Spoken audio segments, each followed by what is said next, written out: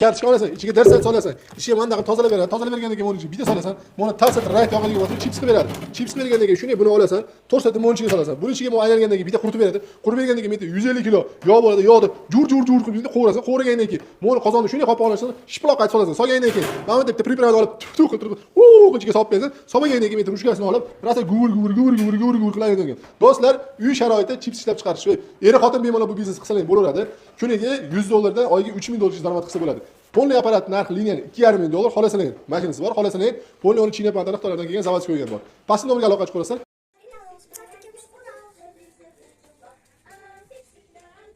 Mana bugun ishlaganimiz bir qopniki bu.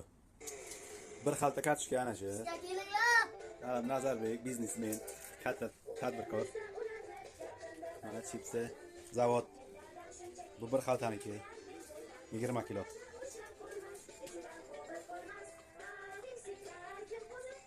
Ana apparat fotoreklam. Nazarbek